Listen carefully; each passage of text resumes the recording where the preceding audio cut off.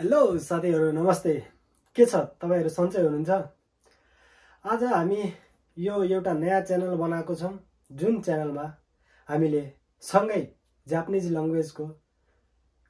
Language सिक्ने छौं जसमा जापानको बारेमा, जापानिज ल्याङ्ग्वेजको बारेमा र जापानको कामको बारेमा अरु अन्य कुराहरु पनि सिक्ने छौं।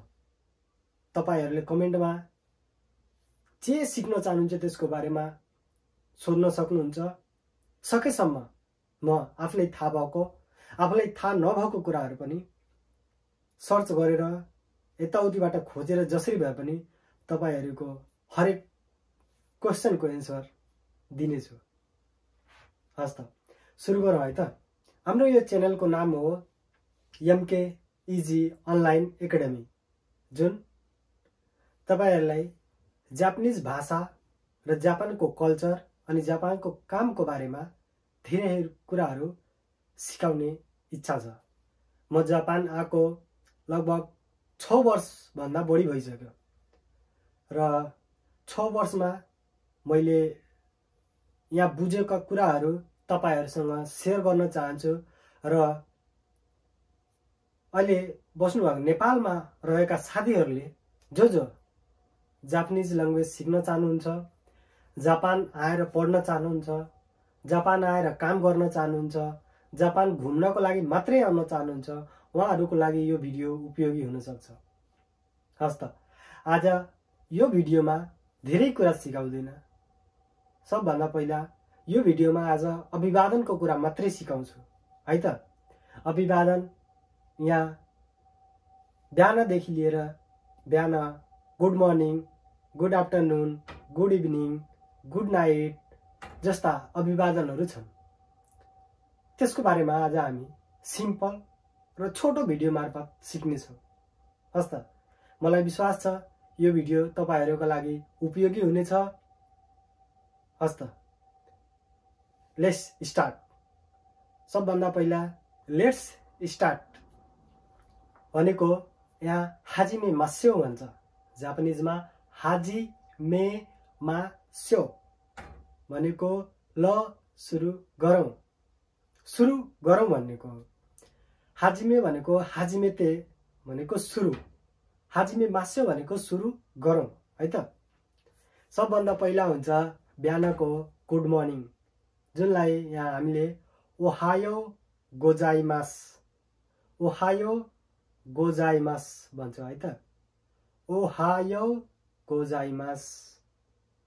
त्यसपछि गुड आफ्टरनुन, गुड आफ्टरनुनलाई कोन्निचिवा, कोन्निचिवा भन्छ, कोन्निचिवा है त। त्यसपछि गुड इभिनिङलाई कोनबानवा, कोनबानवा, कोनबानवा भन्छ है त। त्यसपछि गुड नाइटलाई ओयासुमिना साई, ओयासुमिना साई भन्छ है त। यति आज हामीले सिक्ने छौं। आशा छ तपाईहरुले 100% नबुझे पनि 10% मात्रै बुझ्नु भयो भने बिस्तारै बिस्तारै बुझ्दै जानुहुन्छ। आजको भिडियोमा ग्रिटिङबाट सुरु गरेका छौं र भोलिका दिनहरुमा हिरागाना, काताकाना, खान्जी अनि यहाँका सुजीहरु भन्दा पनि नम्बरहरुको बारेमा हामी सिक्दै जानेछ। सब अब अर्को भिडियोमा मैले तपाईहरुलाई हिरागानाको बारेमा सिकाउने छु। हिरागानाको बारेमा सुरुमा हामीले 5 वटा अक्षरहरु मात्रै सिक्ने छ। बिस्तारै सिक्दै जाने छ। हतार नगर्नुस्, हतार गरेर धेरै सिक्न सकिदैन। त्यही भएर एक दिनमा थोरै मात्रै सिक्न पर्छ के। जापानिजहरुको एकदम लिटिल मात्रै, धेरै कुरा सिक्न पर्दैन। जस्तो मैले यहाँ आज बोलेकोमा 100% मा तपाईले 10% मात्रै बुझिदिनु भयो भने आजको यो भिडियो उपयोगी भयो जस्तो लाग्छ मलाई। हस् त धन्यवाद, नमस्कार।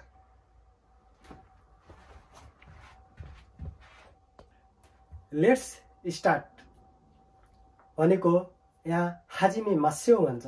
जापानिजमा हाजिमे मास्यो भनेको ल सुरु गरौँ, सुरु गरौँ भन्नेको हो। हाजिमे भनेको हाजिमेते भनेको सुरु, हाजिमे मास्यो भनेको सुरु गरौँ है त। सबभन्दा पहिला हुन्छ बिहानको गुड मर्निङ, जुनलाई यहाँ हामीले ओहायो गोजाइमास, ओहायो गोजाइमास भन्छ है त, ओहायो गोजाइमास। त्यसपछि गुड आफ्टरनुन, गुड आफ्टरनुनलाई कोन्निचिवा, कोन्निचिवा भन्छ, कोन्निचिवा है त। त्यसपछि गुड इभिनिङलाई कोनबाङवा, कोनबाङवा, कोनबाङवा भन्छ है त। त्यसपछि गुड नाइटलाई ओयासुमिना साई, ओयासुमिना साई भन्छ है त। यति आज हामीले सिक्नेछौँ। आशा छ तपाईहरूले 100% नबुझे पनि 10% मात्रै बुझ्नुभयो भने बिस्तारै बिस्तारै बिस्तारै बिस्तारै बुझ्दै जानुहुन्छ। आजको भिडियोमा ग्रिटिङबाट सुरु गरेका छौँ र भोलिका दिनहरूमा हिरागाना, काताकाना, खान्जी अनि यहाँका सुजीहरू भन्दा पनि नम्बरहरूको बारेमा हामी सिक्दै जानेछ। अब अर्को भिडियोमा मैले तपाईहरूलाई हिरागानाको बारेमा सिकाउने छु।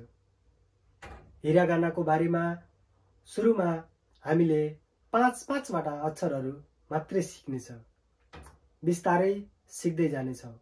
हतार नगर्नुहोस्, हतार गरेर धेरै सिक्न सकिँदैन। त्यही भएर एक दिनमा थोरै मात्रै सिक्न पर्छ, लिटल मात्रै, धेरै कुरा सिक्न पर्दैन। जस्तो मैले आज बोलेकोमा 100%मा तपाईँले 10% मात्रै बुझिदिनु भयो भने आजको यो भिडियो उपयोगी भयो जस्तो लाग्छ मलाई। हस्त, धन्यवाद, नमस्कार।